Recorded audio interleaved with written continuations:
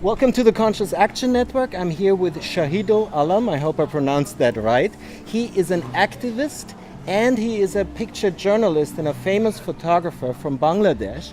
And the question is, do you see a gap between journalism and activism?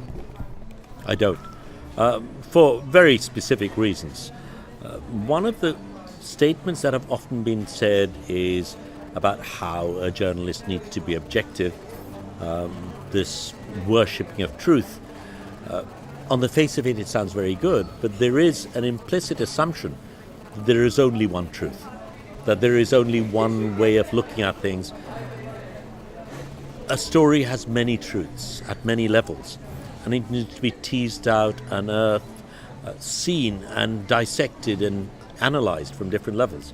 But there is a more important issue from my point of view, which relates to the activism part of it. The reason I'm in journalism is because there are stories I need to tell, there are stories that need to be taken out, and we live in a very unequal world. While that is the case, we need to be very conscious about where we position ourselves, and if there is a great disparity, if you find yourself in a situation which is one where things are very unequal, I am very clearly on the side of the oppressed. And I would find it problematic if I, by staying on the fence, supported or perpetuated the status quo. I would therefore be part of the problem. Thank you. And so what do you think, well, apart from the ghost of objectivity, there's also the ghost of distance, to be not involved, to actually be the invisible camera that only takes the picture and you pretend you're not even there, right? What do you think about that? Firstly, I think the story is about the people.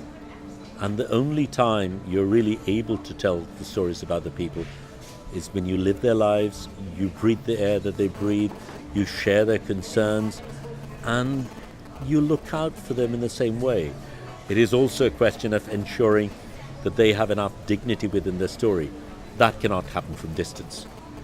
What is important to do is, once you're inside, once you're close, once you've developed that relationship, still maintain a critical analysis and not be subdued by what happens in terms of having to tell someone's story as such. That level of judgment, I think any journalist should have. But having said that, it is not a cool judgment. It is an engaged judgment, and a judgment which gives dignity to the people. That's the word, engagement. So, like we from the Conscious Action Network, we're trying to engage ourselves into the story. We take part in the story, and we also allow our viewers to become part of the story, and actually, instead of watching the bad news on TV, making the good news happen. So that's kind of our mission and our thing. Well, we can actually take it a little bit further. I think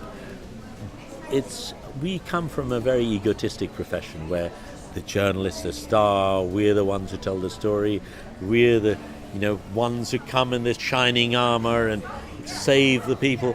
At the end of the day, we have a small role to play. If that role becomes one of facilitating the people to tell their stories, I think we've achieved our goal. Excellent. Now, something about your personal motivation to be in all that. Earlier in this talk, you said you don't believe that people actually have a choice. So maybe you can do that again. I'm from Bangladesh, a country which has its share of problems. There are important stories to tell, both about hardship and about joy. But coming from a middle-class home, having had a decent education, having well-connected friends, having the opportunity to talk to people like you, I'm in a hugely privileged position. And if from that position of privilege, I do not feel the onus to be part of addressing some of the problems that have been caused by people like myself, by my community, by this enormous class divide, then I've contributed to the problem but done nothing to fix it. Okay. At the end of the day, you leave behind a footprint, and it's your choice what that footprint might be. If all you've done is go through the machinery of having a job, having a career, begetting children, getting a mortgage, doing well, I don't think you've lived. I want to live.